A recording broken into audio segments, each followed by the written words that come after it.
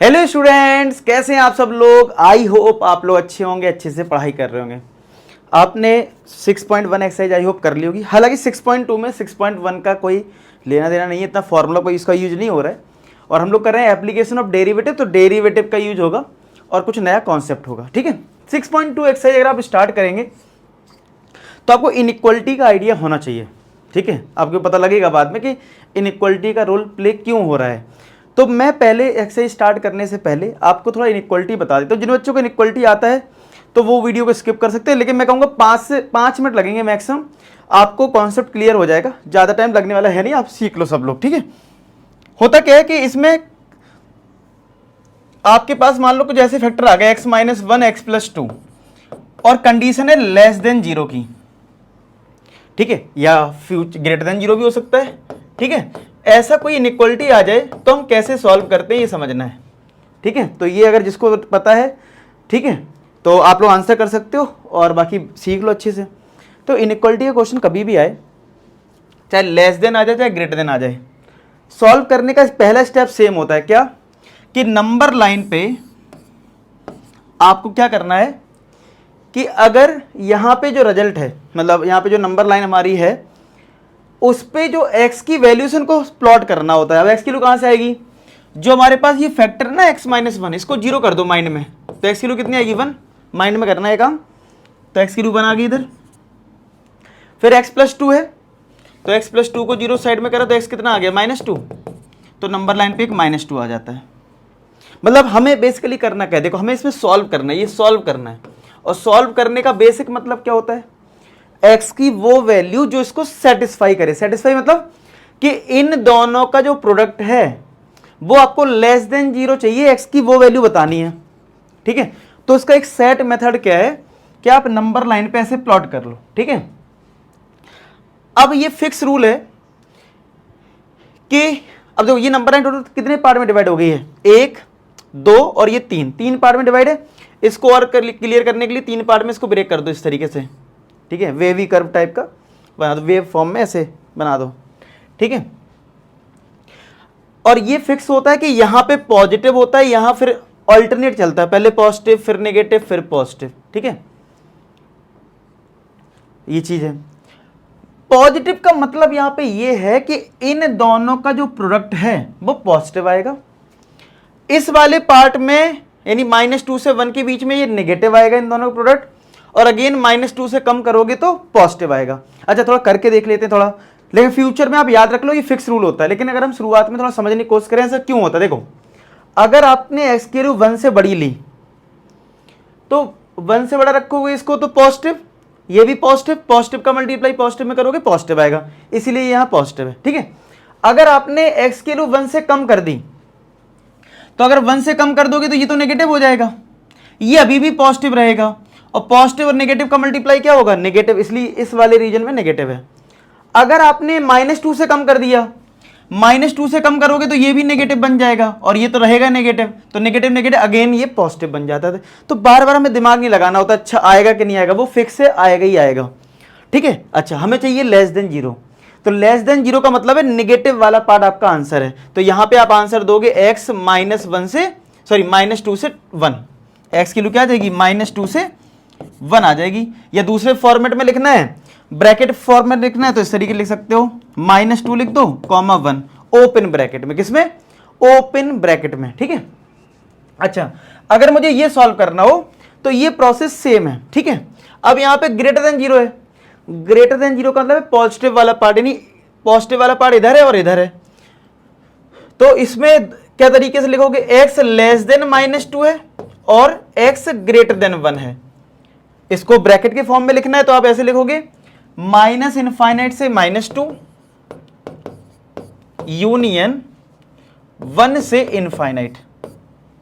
ठीक है, आपने 1 से इनफाइनाइट हो गया। ठीक है, तो ये आई होप आपने थोड़ा बहुत इनइक्वलिटी सीखा होगा 11th क्लास के फंक्शन वाले पार्ट में। याद है वो डोमेन जब निकालते थे तो वहां पे आपने इनइक्वलिटी ये बेसिक चीजें सीखी होंगी। मैंने फिर से एक बार बता दी कि भाई तुमको याद आ जाए कि यहाँ क्या क्या किया था। अच्छा एक चीज और याद अगर आपको हो, अगर यहाँ पे इक्वल टू का साइन आ जाए तो आपको क्लोज ब्रैकेट का यूज करना है, क्योंकि इक्वल टू का मतलब ये हो गया कि ये रिजल्ट 0 भी हो सकता है, तो इसका मतलब अगर आप 1 पुट करोगे तो 1 - 1 आ गया 0, तो 1 सेटिस्फाई कर रहा है।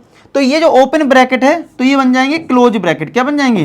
क्लोज ब्रैकेट बन जाएगा यहां भी, और इनफाइनाइट पे कभी ओपन क्लोज नहीं होता है, तो यहां भी क्लोज आ जाएगा अगर मैं इक्वल टू 0 कर दूं, और यहां भी क्लोज ब्रैकेट आ जाएगा, और इसमें भी इक्वल टू लगा लो, ठीक है, और यहां पे भी इक्वल टू लगा लो। तो ये बेसिक रूल होता है लेस देन और ग्रेटर देन का सॉल्व करने का। तो ये बस आपको समझ में आ जाए।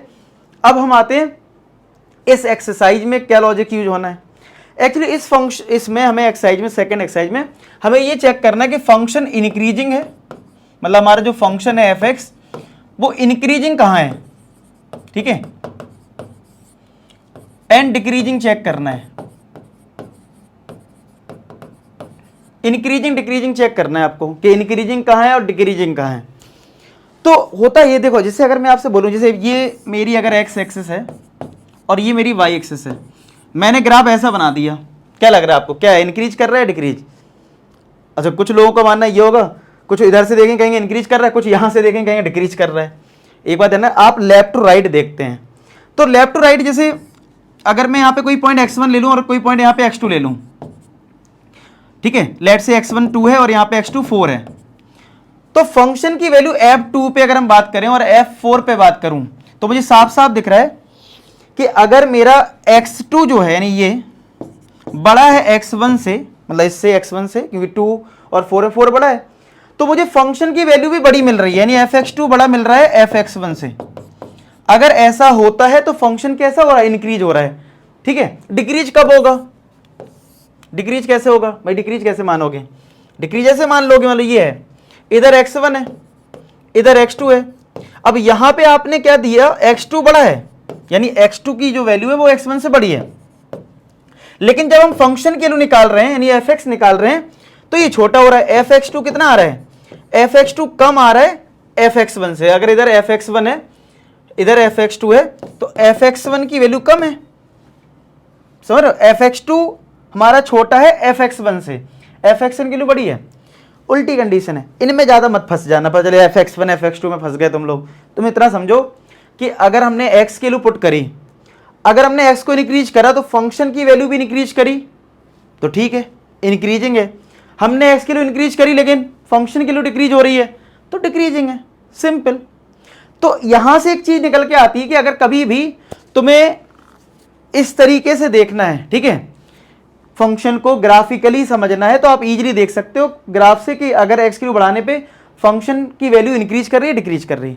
लेकिन एक बात बताओ, बहुत से फंक्शन हमें मतलब फंक्शन ग्राफ हमें बनाने नहीं आता होगा भाई, ग्राफ अगर दे दूं तब पूछ इंक्रीजिंग डिक्रीजिंग, तब तो आपके लिए आसान हो गया ये वाला मेथड। लेकिन अगर मैं आपको ग्राफ ही ना दूं या ग्राफ आपको पता ही नहीं है, बहुत से जो ग्राफ याद ही नहीं होता कि ग्राफ कैसे बनता है, तो भाई और हर फंक्शन ग्राफ आप बना भी नहीं पाओगे पेपर में, ठीक है, तो कोई अलग तरीका होना चाहिए ना। तो एक तरीका क्या है कि अगर फंक्शन दे रखा है तो आपको ये देखना है कि अगर कोई फंक्शन दे रखा है उसको देख के समझ लो कि x1 x2 से देख लो, अगर x2 बढ़ गया तो फंक्शन के लिए बढ़ गई तो इंक्रीजिंग है।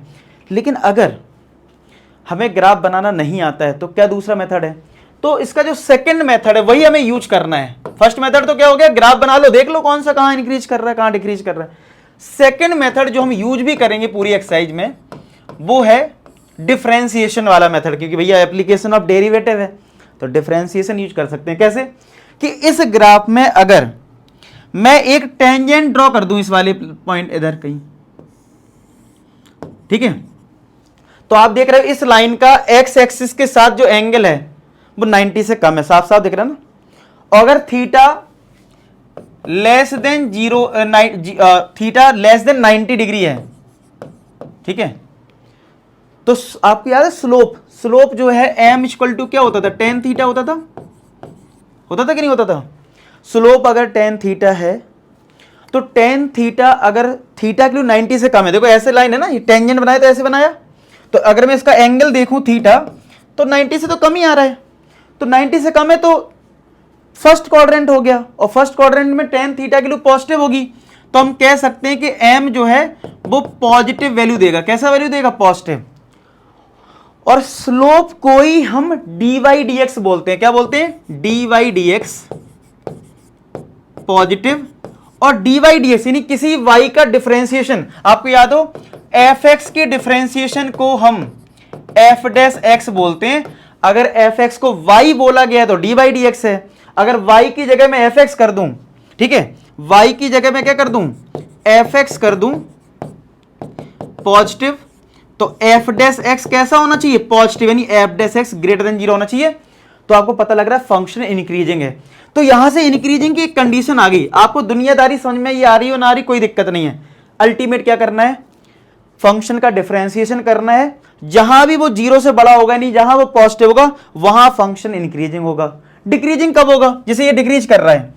अगर मैं यहां पे एक लाइन ड्रॉ कर दूं इधर, तो आप देख पा रहे हो कि अगर इस बार हम एक्स एक्सिस से एंगल देखेंगे तो थीटा 90 डिग्री से बड़ा दिख रहा है, यानी सेकंड क्वाड्रेंट।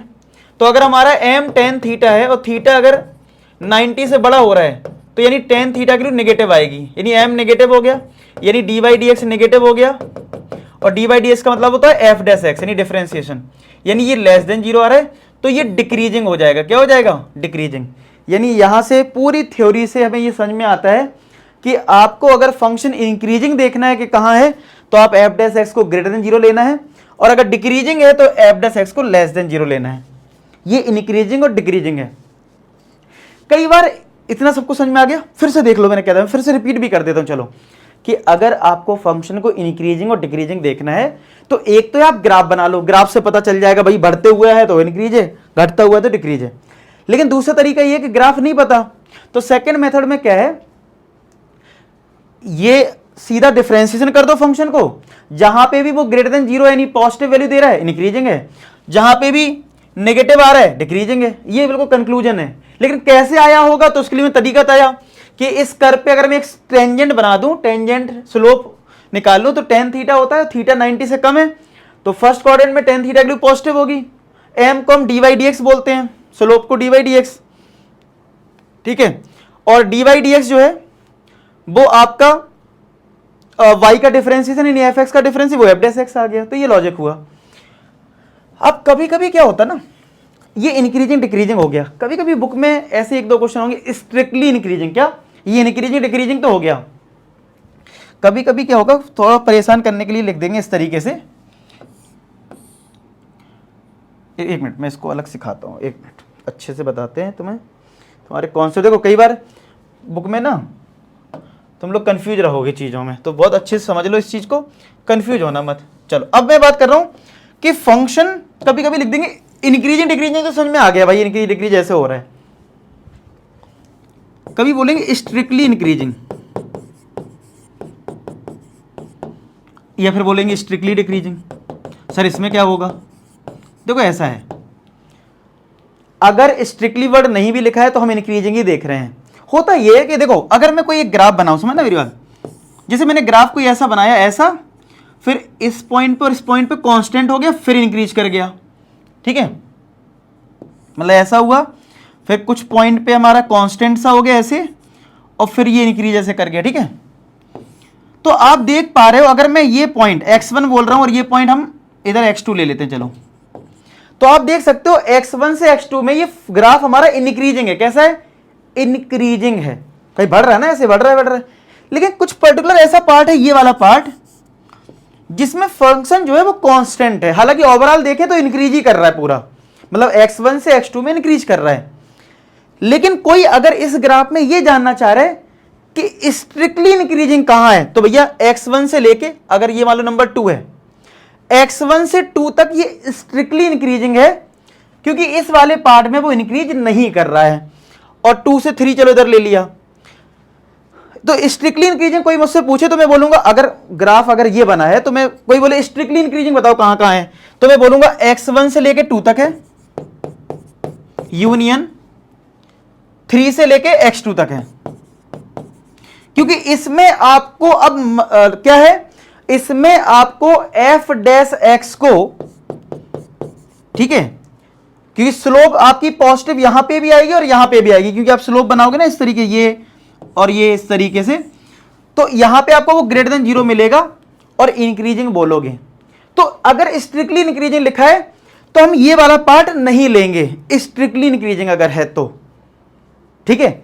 यानी जहां पे भी फंक्शन अगर जीरो हो रहा है, ये क्या हो रहा होगा, देखो अगर ये पैरेलल टू एक्स एक्सिस है तो स्लोप यहां पे जीरो हो रही होगी, तो हमें f dash x is equal to zero वाला पार्ट, यानी कि जैसे हमने यहां पे f dash x greater than zero करा, क्योंकि इधर स्लोप ऐसी आ रही है पॉजिटिव आएगी, यहां स्लोप पॉजिटिव आएगी, लेकिन यहां पे स्लोप क्या है, अगर आपको याद हो 10 11 क्लास में अगर लाइन एक्स एक्सिस के पैरेलल होती है तो स्लोप जीरो होता है, क्यों, थीटा बनता ही नहीं है, theta zero, tan theta, theta zero put कर दो, स्लोप जीरो हो गई। तो अगर स्लोप कर लो एफ डैश एक्स से, इतना आप समझो, तो एफ डैश एक्स जीरो हो गया, तो जहां पे भी एफ डैश एक्स जीरो है तो ये वाला पार्ट एक्सक्लूड करना होगा, उस केस में क्या करना होगा, एक्सक्लूड करना होगा कि एफ डैश एक्स जीरो कहां कहां है, जहां जहां जीरो उसको हटा दो, अगर तुमने ले लिया है तो, वो भी तब जब क्वेश्चन में स्ट्रिक्टली इंक्रीजिंग लिखा हो, अगर स्ट्रिक्टली वर्ड नहीं है तो तुम्हें कोई दिक्कत नहीं है, तुम तो बस एफ डैश एक्स जीरो लो और सॉल्व कर दो, समझ रहे हो, फिर समझो ध्यान से बात। अब यही थोड़ी कंफ्यूजन शुरू हो जाती है, सर अब तो हम कंफ्यूज हो गए, शुरुआत सही हुई थी अब थोड़ा गड़बड़ हो गया।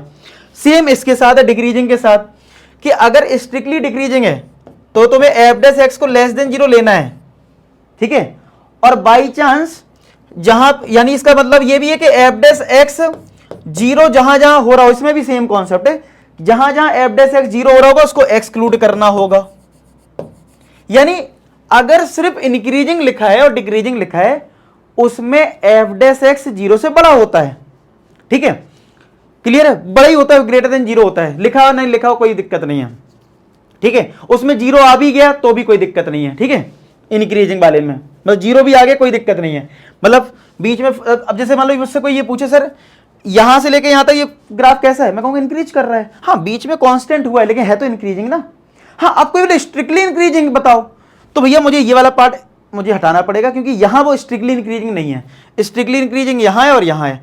तो अब मोटा मोटा कंक्लूजन कर लेते हैं, अगर क्वेश्चन में इंक्रीजिंग और डिक्रीजिंग आया तो सिंपल है एफ डैश एक्स को ग्रेटर देन जीरो लो और एफ डैश एक्स को लेस देन जीरो लो, ठीक है, आंसर आ जाएगा, ठीक है।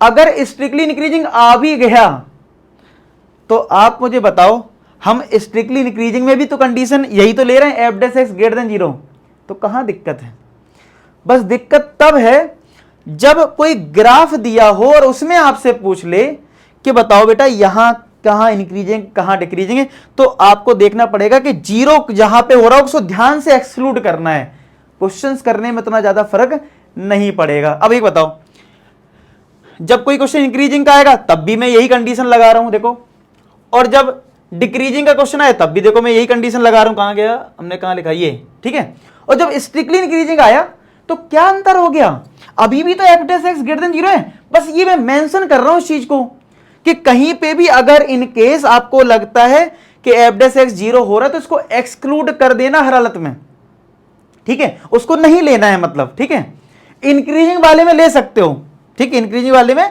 हम ले सकते हैं लेकिन इसमें नहीं लेंगे, और ऐसी स्ट्रिक्टली डिक्रीजिंग में हमें एफ डैश एक्स को लेस देन जीरो ही लेना है, लेकिन अगर बाई चांस कभी कहीं जीरो अगर आ रहा है तो उसको स्पेसिफाई कर दो, भाई जीरो हमें नहीं लेना है, ग्राफिकली अगर बात करें, ठीक है।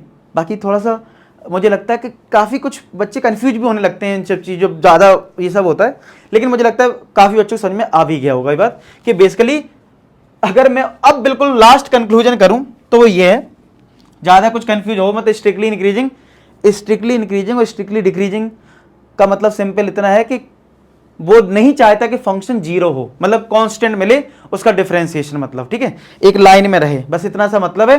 लेकिन क्वेश्चन में इंक्रीजिंग लिखा है, ठीक है, क्वेश्चन में इंक्रीजिंग लिखा है तब भी आपको एफ डैश एक्स को ग्रेटर देन जीरो लेना है, ठीक है, और फंक्शन में डिक्रीजिंग लिखा है तो भी आपको एफ डैश एक्स को लेस देन जीरो ही लेना है, ठीक है, क्या इंक्रीजिंग में एफ डैश एक्स को ग्रेटर देन जीरो, डिक्रीजिंग में भी एफ डैश एक्स को लेस देन जीरो लेना है, ठीक है। बस स्ट्रिक्टली वर्ड इसलिए होता है कि भाई उसमें वो ये जानना चाहता है भैया पॉजिटिव ही मिलेगा, जीरो तो नहीं मिल जाएगा, समझ रहे हो, तो बस उतना सा मतलब है।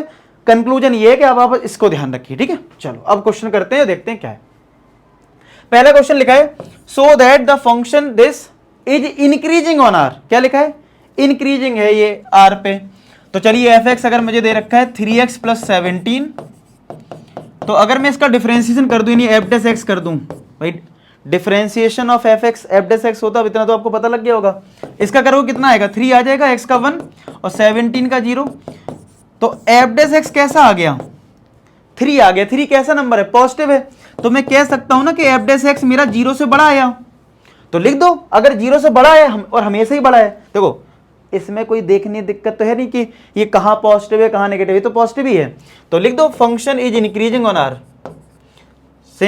since f dash x greater than 0, that implies function is increasing on r। ठीक है, इसी में अगर कोई क्वेश्चन, अगर इसी में, अब देना इसी में बच्चे कंफ्यूज होते हैं, अगर मैं इसी में स्ट्रिक्टली वर्ड लगा दूं, क्या लगा दूं, स्ट्रिक्टली वर्ड लगा दूं, तो क्या फर्क पड़ेगा, समझ लेते हैं क्या फर्क पड़ेगा। सुनो, लास्ट टाइम अगर आप रहता है आपके पास पुरानी अगर एनसीईआरटी होगी ना, उसमें स्ट्रिक्टली लिखा है, मुझे नहीं पता है पूरे इंडिया के कितने टीचर्स ये बात अभी तक देखे भी होंगे कि ये जो एनसीईआरटी में क्वेश्चन दे रखा है इस बार, क्योंकि सबको लगता है एनसीईआरटी तो चेंज, क्वेश्चन थोड़ी ना चेंज करती है, मतलब क्वेश्चन डिलीट कर दी है, क्वेश्चन में ही चेंज करना इसमें किया है। पता है पुरानी बुक अगर किसी पे तो देखना, और कोई बुक पुरानी बुक, अच्छा कुछ बच्चे पुरानी बुक से पढ़ रहे होंगे, क्योंकि अब किसी ने बोला होगा 6.2 एक्साइड डिलीट नहीं है, तो वो तो 6.2 कर रहा होगा, लेकिन हाँ पुरानी बुक होगी तो आपकी बुक में लिखा होगा स्ट्रिक्टली इंक्रीजिंग। ठीक है ये बड़ी कंफ्यूजिंग चीज है, और बता रहा हूँ बहुत से लोग पता ही नहीं है। मैं बता रहा हूँ जब मैं पढ़ा रहा था ऐसी ऑफलाइन में, तो मैं बच्चों से ऐसे डिस्कस कर रहा था, बच्चे कह रहे सर मेरी बुक में तो स्ट्रिक्टली लिखा है। मैं कहा ये ऐसा क्यों, नई बुक में ये लिखा है जो मैंने अभी दिखाया है, पुरानी बुक अगर आप पढ़ रहे हो पुरानी से उसमें स्ट्रिक्टली लिखा है। ये मैं भी बड़ा वो हो गया कि सीबीएसई ने एक एक्सरसाइज डिलीट करी है, क्वेश्चंस डिलीट करे, लेकिन क्वेश्चन में चेंज कर दिया, ये थोड़ा नया हो गया। ठीक है सीबीएसई के हिसाब से, तो आप लोग कंफ्यूज मत होना। अगर स्ट्रिक्टली भी लिखा है, आपको ने बताया था ना, स्ट्रिक्टली में भी तो हम एफ डेस एक्स को 0 से बड़ा ही लेते हैं, और यहां पे तो साफ साफ 3 है, 3 पॉजिटिव है, तब तो हमें यानी कि अगर एफ डेस एक्स 0 से बड़ा है, 0 नहीं है, स्ट्रिक्टली में क्या था 0 वाली कंडीशन नहीं चाहिए, तो कहां आ रही है, तो पॉजिटिव है। तो आप लिख देना फंक्शन इज स्ट्रिक्टली इंक्रीजिंग, एक ही चीज है, वो एक ही चीज है, कोई दिक्कत नहीं है। ठीक है, बस इंक्रीजिंग में हमारी 0 वाली भी कंडीशन इंक्लूड हो जाती है, अगर हो रहा है तो, जबरदस्ती नहीं है। ठीक है, जबरदस्ती नहीं है, अगर हो रहा है तो हो जाएगा, लेकिन अगर इंक्रीज, ये तो इंक्रीजिंग है, इसको इंक्रीजिंग भी बोल सकते हो, स्ट्रिक्टली इंक्रीजिंग भी बोल सकते हो, दोनों चीजें सही होंगी। ठीक है, तो ऐसी सेकंड क्वेश्चन में भी अगर आपके पास पुरानी बुक होगी तो यहां स्ट्रिक्टली इंक्रीजिंग लिखा होगा, फिर कंफ्यूज मत होना। अब देखो अभी फर्स्ट क्वेश्चन हो गया, समझ में आ गया। अब देखो मैं सेकंड बताता हूं। सेकंड में हमारे पास एफ एक्स है e की पावर 2x। ठीक है, तो डिफरेंशिएशन करेंगे कितना आएगा, e की पावर 2x इंटू 2, क्योंकि e की पावर 2x तो फिर 2x का करोगे तो 2 आएगा। e की पावर 2x हो सकता है आपको ना पता हो, मैं बता दूं, ये हमेशा एक पॉजिटिव रिजल्ट आता है, क्योंकि इसका ग्राफ कुछ ऐसा बनता है। ठीक है, एक्स एक्सिस से ऊपर ही रहता है, तो ग्राफ अगर नहीं भी पता तो याद रख लो कि e की पावर 2x हमेशा पॉजिटिव होता है, और 2 एक पॉजिटिव नंबर है तो ये भी पॉजिटिव आएगा, ये भी तुम्हें 0 नहीं देगा। एफ डेस एक्स हमेशा 0 से बड़ा ही आएगा, 0 के बराबर नहीं आएगा। तो function is increasing, function is increasing on R. ठीक है, अगर यहीं पे स्ट्रिक्टली भी लगा दिया तो भी सही है, क्योंकि ये फंक्शन हमेशा पॉजिटिव रिजल्ट देगा, 0 देगा ही नहीं। ठीक है, तो स्ट्रिक्टली लिखा है तो भी कोई दिक्कत नहीं, इधर स्ट्रिक्टली इंक्रीजिंग भी कर सकते हो तब भी सही है। ठीक है, अब देखो यहां पे अगेन मैं फिर से मैं इनसे बार बार बोल रहा हूं कि अगर आप पुरानी एनसीईआरटी कर रहे हो, इन सब क्वेश्चन में स्ट्रिक्टली वर्ड है, इधर भी स्ट्रिक्टली इंक्रीजिंग है, इधर भी स्ट्रिक्टली डिक्रीजिंग है। ठीक है, तो देख लेना, लेकिन मैं बार बार बोल रहा हूं कि वो एक ही चीज है, अगर कोई रिजल्ट पॉजिटिव है ग्रेटर देन 0 तो वो स्ट्रिक्टली इंक्रीजिंग ही है। ठीक है, चलो अब हमें दे रखा है थर्ड क्वेश्चन में f x is equal to sine x, और बताना है कि 0 से π/2 में इंक्रीजिंग है। तो अगर मैं इसका डिफरेंशिएशन कर दूं, यानी एफ डेस एक्स कर दूं, तो कितना आएगा, cos x आ जाएगा। तो अब cos x आया भाई, अलजेब्रा थोड़ी ना, cos x है। चलो पहला वाला पार्ट करते हैं। तो पहले वाले पार्ट में बोला गया है कि हमारा जो इंटरवल है वो 0 से π/2 है, यानी हमारा जो x है वो बिलोंग कर रहा है 0 से π/2 में। अब आप बताओ, अगर x 0 से π/2 में बिलोंग कर रहा है, कौन सा क्वाड्रेंट है, फर्स्ट। क्या फर्स्ट क्वाड्रेंट में cos x की वैल्यू 0 से बड़ी होती है, आप कहोगे हाँ सर होती है। तो अगर ये 0 से बड़ी है, ठीक है, तो यहां पे f डैश x क्या होगा, 0 से बड़ा हो जाएगा, क्योंकि f डैश x किसके बराबर है, cos x। और हमें पता है cos x हमारा 0 से बड़ा है। अगर ये 0 से बड़ा है तो f डैश x क्या हो गया, ग्रेटर देन 0। तो फंक्शन कैसा हो गया, इंक्रीजिंग हो गया, फंक्शन इज इंक्रीजिंग। अब यही तो प्रूव करना था कि so that this function is increasing, तो हो गया function is increasing, increasing if x belongs to 0 to π/2। ठीक है, 0 to π/2, समझ में आया। तो आपकी बुक में लिखा होगा स्ट्रिक्टली इंक्रीजिंग, अगर पुरानी बुक है तो भी सेम ही बात है। क्यों, ये रिजल्ट पॉजिटिव मिल रहा है, क्या मिल रहा है, पॉजिटिव मिल रहा है। ठीक है, अच्छा अब आते हैं बी वाले पार्ट पे। ठीक है, अब आते हैं बी वाले पार्ट पे। तो बी वाले पार्ट में क्या है, हमारा जो इंटरवल है एक्स जो है वो बिलोंग किस में कर गया, π/2 से π में। ये कौन सा क्वाड्रेंट है, π/2 से π यानी 90 डिग्री से 180, सेकेंड क्वाड्रेंट है ना। ये कौन सा क्वाड्रेंट है, सेकेंड। और सेकेंड में cos x कैसा होता है, लेस देन 0 होता है, नेगेटिव होता है। और cos x क्या है, f डैश x है। तो अगर f dash x less than 0 है तो फंक्शन कैसा हो जाएगा, डिक्रीजिंग हो जाएगा। यही तो प्रूव करना है, डिक्रीजिंग है। ठीक है, थर्ड में लिखा है नाइदर इंक्रीजिंग नॉट डिक्रीजिंग 0 से π। अब देखो 0 से π में, 0 से π/2 में हमारा इंक्रीजिंग आया, π/2 से π में नेगेटिव डिक्रीजिंग आया। अगर किसी पर्टिकुलर इंटरवल में फंक्शन इंक्रीज भी करे और डिक्रीज भी करे, किसी पर्टिकुलर इंटरवल में कोई फंक्शन इंक्रीज भी करे और डिक्रीज भी करे, तो उसको हम बोलते हैं नाइदर इंक्रीजिंग नॉट डिक्रीजिंग। तो आप लिखोगे क्या, since function is increasing, since function is increasing and decreasing both if x belongs to 0 to π, so function is neither increasing, so function is neither increasing nor decreasing। देखो बहुत बच्चों को इसमें confusion होता है और स्कूल में भी पता नहीं कैसे बताया गया आपको। और दूसरा आप देख रहे हो पुरानी बुक में, तो मुझे पता है पुरानी बुक में ऐसा था, कुछ लोग आंसर मैच करने लगेंगे, कुछ ऐसा करने लगेंगे, बुक देखें कहेंगे सर हमारे में लिखा, कंफ्यूज रहेंगे। अगर मैंने आपका डाउट क्लियर कर दिया हो तो कमेंट बता जरूर देना, क्योंकि देखो टीचर को तब अच्छा लगता है जब बच्चा रिस्पॉन्स करता है कि हाँ यार समझ में आ गया। तो इस वीडियो में मैंने देखो अभी इतने सारे वीडियो बनाए, मैंने नहीं बोला कि कमेंट करके पर्टिकुलर इस कॉन्सेप्ट के बारे में आप मुझे बताओ कि मैं जानना चाहता हूँ, मतलब ठीक है कि आपको मतलब ये चीज़ एक एक चीज़ समझ में आ गई कि नहीं आ गई। ठीक है, तो मुझे सही रहेगा, तो मैं आगे भी आपको इस तरीके से चीज़ें प्रोवाइड करता रहूँ। ठीक है, समझ में आ गई। नेक्स्ट करें क्वेश्चन फोर्थ में हमारे पास है कि एक फंक्शन हमारे पास है f x equal to 2x square minus का 3x। ठीक है, 2x स्क्वायर माइनस का 3x। तो अगर यहां पे हम इसको डिफरेंशिएट करें तो कितना आएगा, 2x स्क्वायर का 2x और 3x का 3 हो गया, तो 4x माइनस 3 आ गया एफ डैश एक्स। तो यहां पे अब 4x माइनस 3 है। ठीक है, और फंक्शन बोल रहा है इंक्रीज और डिक्रीजिंग बताना है हमें।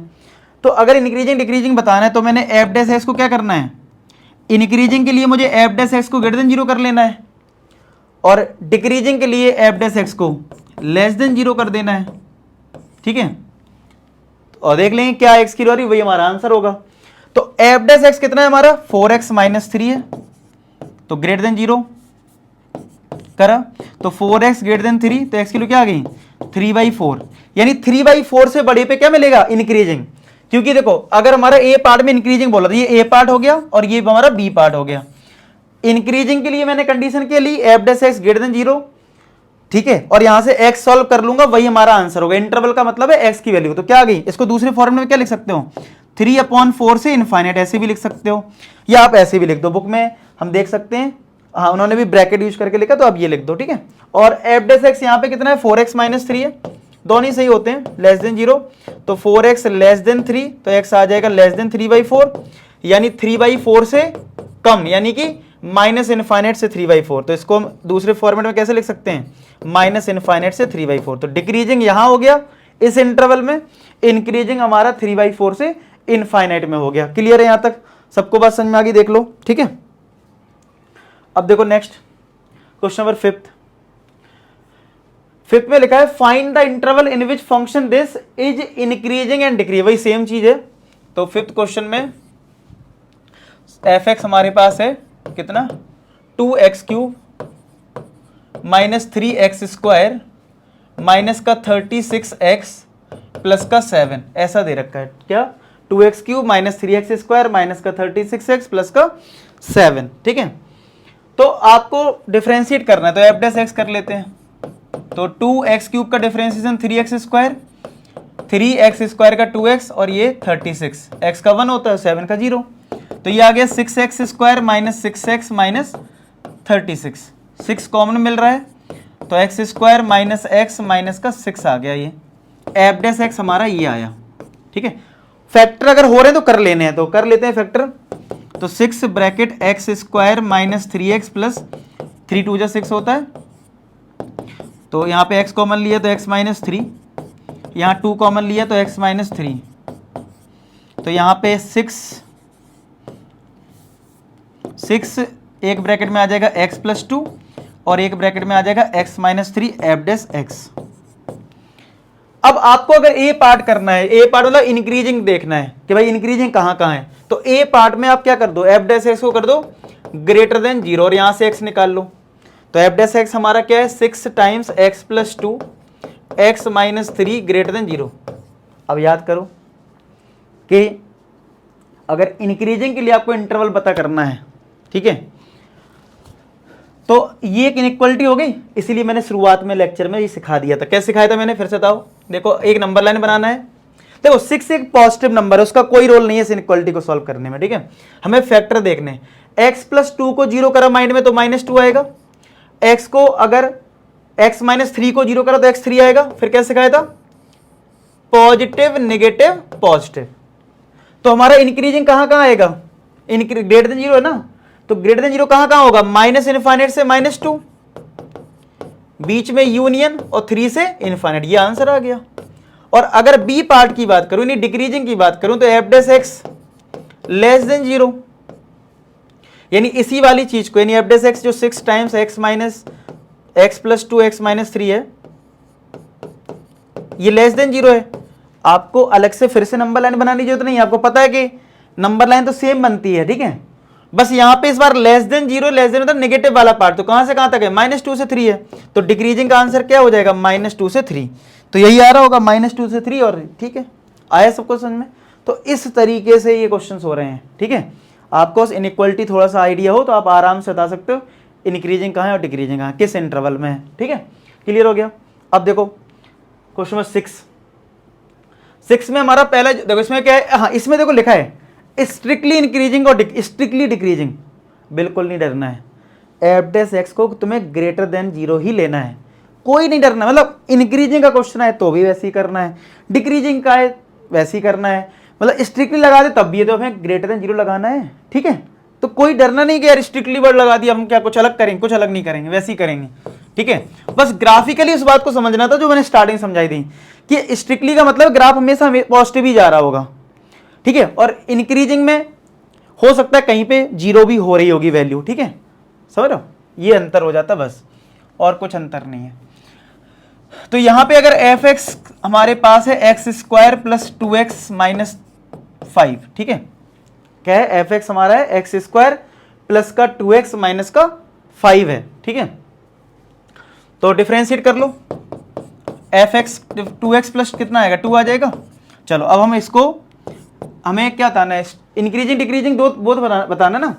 तो देखो अब तरीका पता क्या होता है इसको बताने का, अब बार आपका तरीका वही है कि आप एफ डैश एक्स को इंक्रीजिंग के लिए 0 से बड़ा ले लो, चलो ऐसे ही कर लो, एफ डैश एक्स को लेस देन 0 कर लो डिक्रीजिंग के लिए। ठीक है, तो एफ डैश एक्स कितना है 2x प्लस 2, तो 2x ग्रेटर देन -2, तो x आ गया ग्रेटर देन -1, और यहाँ पे सेम तरीके से करेंगे तो यहाँ से आ जाएगा x लेस देन -1। तो आपका इंक्रीजिंग कहाँ आ जाएगा, -1 से इनफाइनाइट, और डिक्रीजिंग क्या होगा, माइनस इनफाइनाइट से -1। ठीक है, तो आप चाहो तो आपकी मर्जी है जैसे आपको लिखना हो।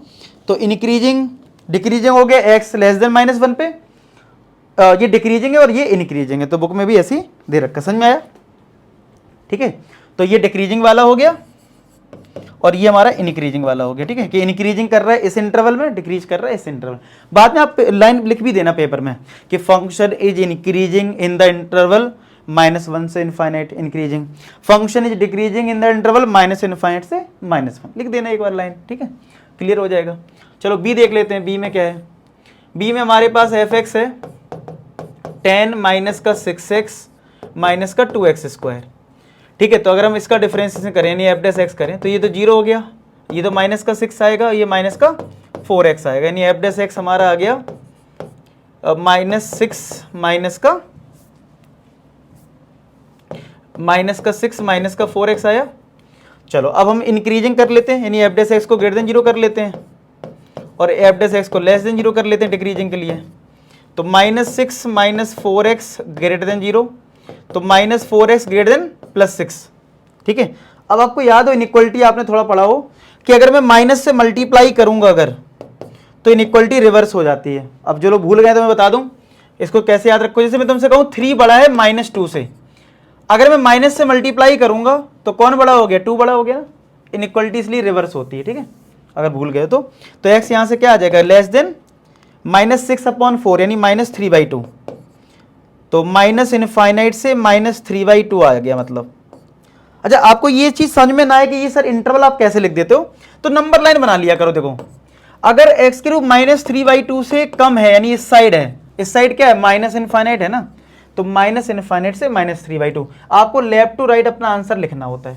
तो ये आपका आ गया किसके लिए, ये इंक्रीजिंग के लिए आ गया कि भैया इस इंटरवल में इंक्रीज कर रहा है। डिक्रीजिंग का कर लेते हैं, तो -6 माइनस 4x को हमने लेस देन 0 करा, ठीक है। ये 6 इधर गया, इस बार माइनस से मल्टीप्लाई करोगे तो इनइक्वालिटी ग्रेटर देन बन जाएगी, रिवर्स हो जाएगी ना।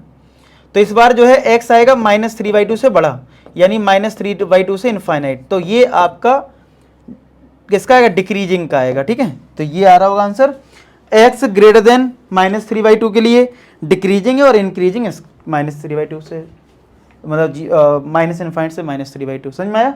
तो इस तरीके से पेपर में आपको लिख देना है। बस लास्ट में एक लाइन एक्सप्लेन करने के लिख सकते हो कि function is increasing in this interval, बस। अब देखो सी पार्ट देखते हैं। सी पार्ट में हमारे पास एफ एक्स है माइनस का 2x³ माइनस का 9x स्क्वायर माइनस का 12x + 1, ठीक है। ये दे रखा है, तो इसको डिफरेंशिएट करो, एफ डैश एक्स कितना आएगा 3x, इसका देखो x³ का होता है 3x स्क्वायर, तो 3 2 जा 6, तो माइनस का 6x स्क्वायर, x स्क्वायर का 2x होता है तो 18x हो जाएगा, और ये माइनस का 12। यहाँ पे -6 कॉमन मिल रहा है तो ले लेते हैं -6 कॉमन, तो ये आ जाएगा x square plus 3x plus का 2, मिडिल टर्म स्प्लिट हो रहा है यहाँ पे, तो x square plus 2x plus x plus 2, तो -6x, तो यहाँ पे -6, यहाँ पे x कॉमन लिया तो x प्लस 2, यहाँ पे 1 कॉमन लिया तो x प्लस 2, तो x प्लस 2 एक ब्रैकेट में, x प्लस 1 एक ब्रैकेट में, और ये माइनस का 6, ये आ गया एफ डैश एक्स। अब यहाँ पे वही नंबर लाइन बना लो। अब जैसे ए पार्ट हम मान लेते हैं इसका कि हमें इंक्रीजिंग के लिए एफ डैश एक्स को क्या करना है, ग्रेटर देन 0 करना है, और डिक्रीजिंग के लिए एफ डैश एक्स को क्या करना है, लेस देन 0 करना है, कि भैया चेक करना ना कहाँ पे इंक्रीज है कहाँ पे डिक्रीज है। तो एफ डैश एक्स हमारा आया -6 times x plus 2 x plus 1 greater than 0।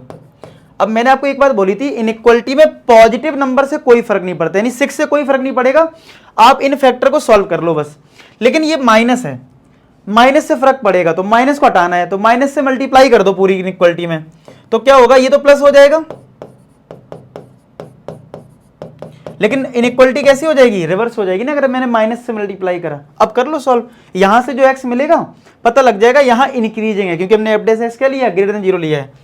तो वही नंबर लाइन पे -1 आ गया और इसका -2 आ गया, पॉजिटिव नेगेटिव पॉजिटिव। हमारी जो इनइक्वालिटी है वो लेस देन 0 है, आप इसको देखोगे ना कि इसको देखोगे, वो तो कंडीशन मेन थी। इनइक्वालिटी तो फाइनली ये है ना, लेस देन 0।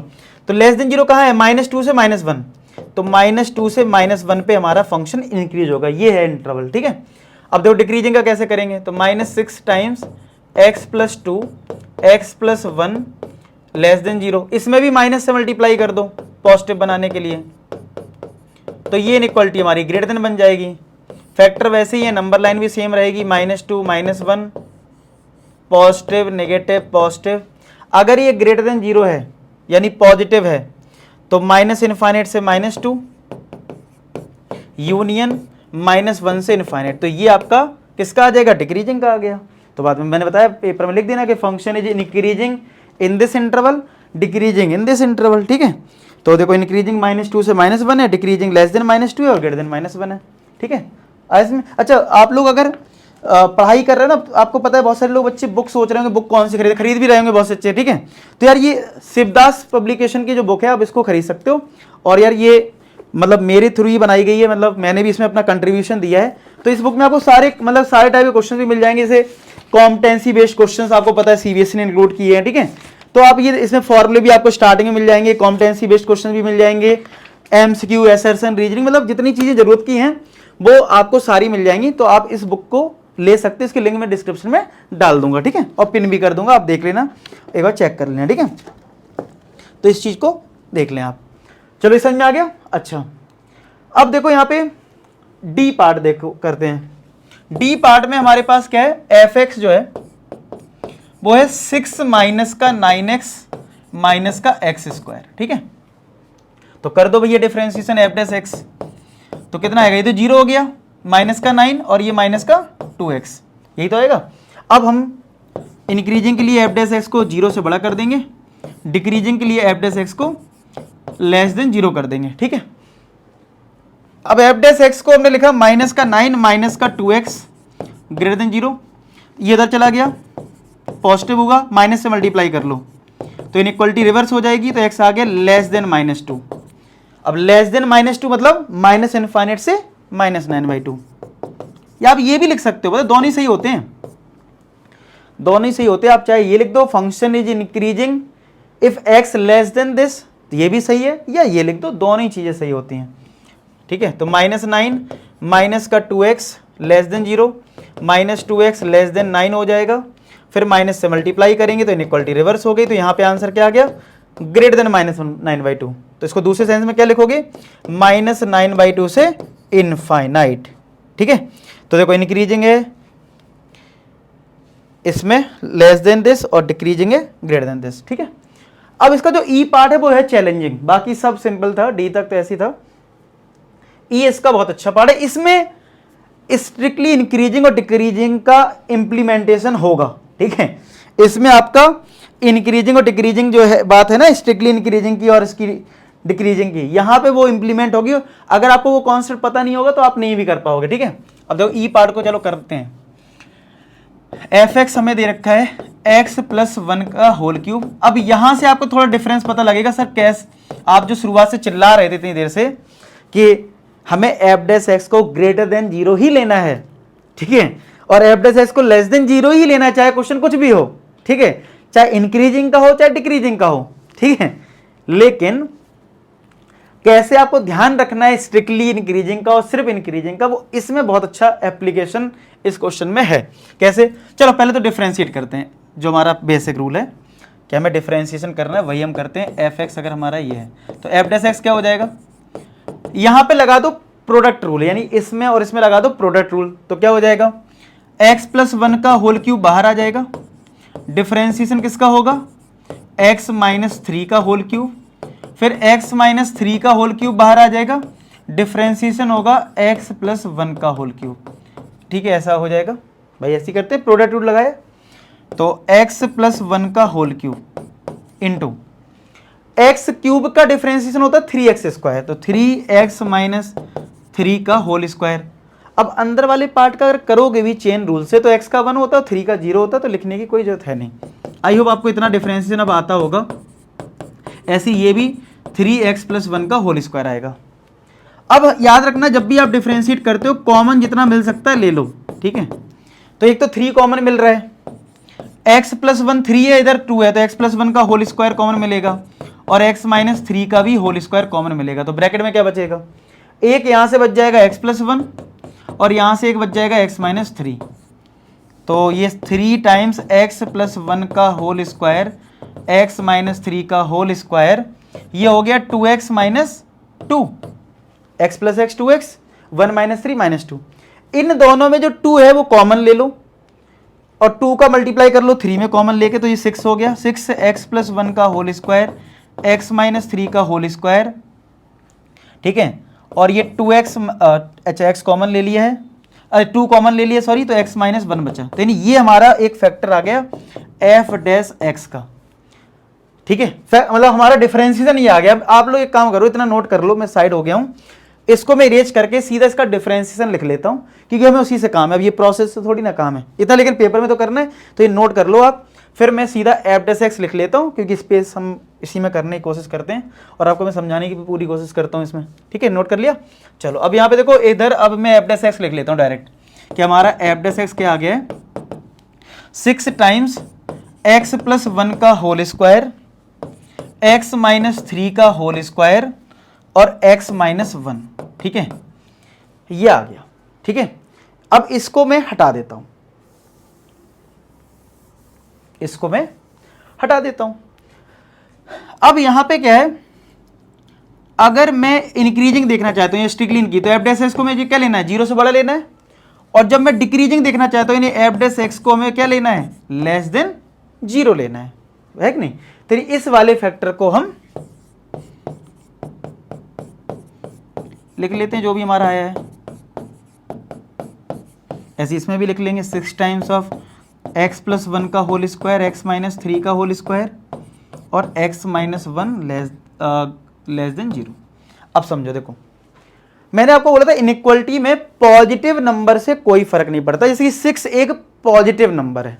ठीक है, किसी नंबर का स्क्वायर पॉजिटिव ही होता है, लेकिन अगर अंदर वाली पार्ट 0 हो जाए, यानी x प्लस 1 0 हो जाए, तो 0 का स्क्वायर 0 भी आ सकता है। बस यहीं पे थोड़ा दिमाग लगाना है। देखो 6 तो बिल्कुल फिक्स है, ये पॉजिटिव है, ये आपका पॉजिटिव है, ये भी पॉजिटिव है क्योंकि होल स्क्वायर है। हाँ, लेकिन कभी कभी 0 हो सकता है, कब, जब -1 हो जाए। ये भी कभी कभी 0 हो सकता है जब 3 हो जाए वैल्यू x की।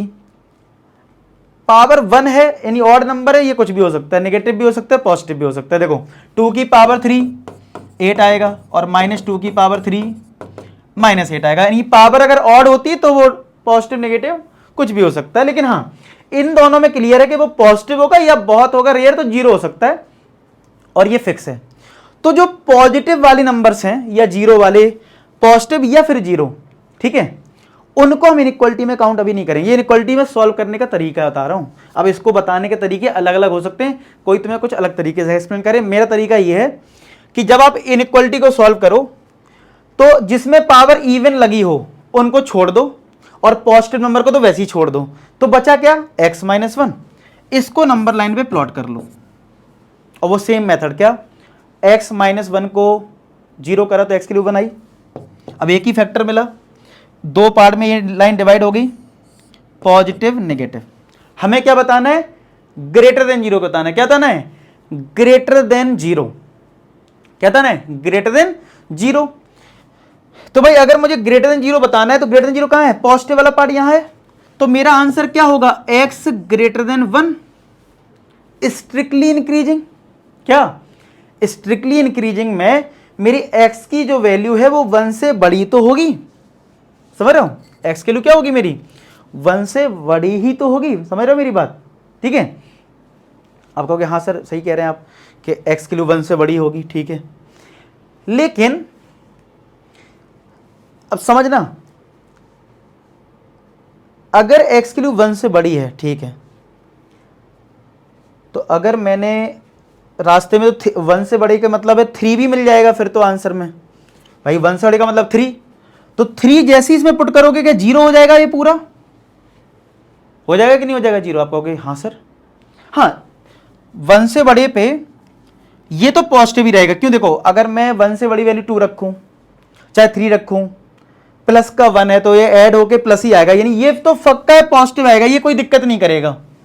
लेकिन 1 से बड़ी वैल्यू का मतलब है 3 भी आपने ले लिया अपने आंसर में। अगर मैं इधर ही छोड़ दूं कि भैया increasing in this interval x greater than 1, अगर मैंने यहां छोड़ दिया तो गलत नहीं हो रहा है, क्योंकि 1 से बड़े का मतलब है 3 भी आ गया और 3 पे 0 आ रहा है, 3 पे रिजल्ट क्या हो जाएगा 0। और फंक्शन में क्या बोला है, स्ट्रिक्टली इंक्रीजिंग, 0 नहीं चाहिए, यहां थोड़ा सा इसी में बोला है, समझ रहे हो। तो भाई इसका मतलब है मुझे ये लिखना पड़ेगा और ये लिखना पड़ेगा एक्सक्लूडिंग 3। एक्सक्लूडिंग किसको, हमें 3 को एक्सक्लूड करना पड़ेगा। अब ये तरीका अच्छा नहीं है लिखने का, तो दूसरे तरीके से कैसे लिखो कि आपको जाना है 1 से लेके इनफाइनाइट तक, इधर इनफाइनाइट रास्ते में कहीं 3 मिल रहा है, तो आपको 1 से इनफाइनाइट तक में सब कुछ चाहिए, 3 नहीं चाहिए ना, तो आप ऐसे भी तो लिख सकते हो 1 से लेके 3 यूनियन 3 से इनफाइनाइट। क्या ये अब भी 1 से इनफाइनाइट है? बस आपने 3 पे ओपन ब्रैकेट लगा दिया, ओपन ब्रैकेट का मतलब है 3 को आपने हटा दिया, तो ये ज्यादा स्टैंडर्ड है कंपेयर टू दिस के x ग्रेटर देन 1 एक्सक्लूडिंग 3। सही वो भी है रिप्रेजेंटेशन, लेकिन ये अच्छा है। अब चलो इस पे आते हैं, सेम यहां पे वही है कि 6 पॉजिटिव नंबर है, ये पॉजिटिव होगा, ये भी पॉजिटिव होगा, या फिर 0 हो सकता है। नंबर लाइन भी ऐसी बनेगी सेम कि इस वाले फैक्टर के लिए 1 पे positive negative, sorry positive, same तरीके से यहां 1 पॉजिटिव नेगेटिव, इस बार लेस देन 0, तो हमारा आंसर आएगा x लेस देन 1। क्या आएगा? x लेस देन 1 आ जाएगा। अगेन वही प्रॉब्लम है, देखो अगर हमने 1 से कम वैल्यू ली तो 1 से कम यहां पे लोगे तो कोई दिक्कत नहीं, ये पॉजिटिव आएगा, क्योंकि चाहे -1 ले लो, 0 ले लो, लेकिन 1 से कम का मतलब है कहीं ना कहीं आपने -1 भी ले लिया है। भाई अगर मेरी नंबर लाइन ये है तो 1 से कम का मतलब आप इधर जा रहे हो, तो बीच में -1 मिलेगा ना। देखो ये तो इधर तो x की 3 है, 3 तो राइट साइड है, चलो ये तो नहीं मिलेगा आपको आंसर में, क्योंकि ये 3 पे 0 हो रहा है, तो वो तो हमारे आंसर में ही नहीं है। भाई इस वाले फैक्टर में हमें x की 3 पे हमें पता है 0 होगा, हमें 0 वाले एक्सक्लूड करने, हटाने हैं मतलब, तो ये तो आ गए, तो इसका तो कोई मतलब नहीं। हाँ लेकिन लेस देन -1 में -1 मिल रहा है आपको आंसर, मतलब जिसमें ये रिजल्ट 0 हो जाएगा और तुम्हें 0 नहीं चाहिए, तो क्या है आप ये लिखो और लिख दो एक्सक्लूडिंग, किसको एक्सक्लूड कर रहे हो? -1 को। अगर अच्छा आंसर लिखना है, अच्छे फॉर्म में लिखना है, तो क्या लिखोगे? देखो आपको यहां से यहां तक जाना है, यानी कि माइनस इनफाइनाइट से 1 जाना है, तो इसको दूसरे फॉर्म में कैसे लिखोगे? माइनस इनफाइनाइट से 2 पार्ट में ब्रेक कर लो, माइनस इनफाइनाइट से -1 यूनियन -1 से 1, ऐसे में तो ये हो गया आंसर, हमने -1 को एक्सक्लूड कर दिया। तो बुक में इस तरीके से जब आंसर देते हैं तो बच्चे कंफ्यूज रहते हैं। आई होप मैंने पूरी कोशिश करी अच्छे समझाने का, समझ में आ गया, ये आंसर है। क्लियर हो गया? इंक्रीजिंग का 1 से 3, 3 से इनफाइनाइट। क्लियर? तो इस वीडियो में इतना ही रहने देते हैं, एक पार्ट और होगा जिसमें हम इसको पूरा कंप्लीट कर लेंगे। आई होप आज के सारे क्वेश्चन समझ में आए। मुझे कमेंट जरूर करना है, सारे बच्चे करना है, आपको कॉन्सेप्ट समझ में आया अच्छे से, ठीक है? तो भाई बता देना, वैसे मैंने पूरी कोशिश करी, आपको समझ में आ गया होगा जहां तक, ठीक है? चलो मिलते हैं नेक्स्ट वीडियो, तब तक अपना ख्याल रखें, पढ़ाई करते रहें। लास्ट में एक ही बात बोलूंगा कि आप सभी सफल हो। धन्यवाद।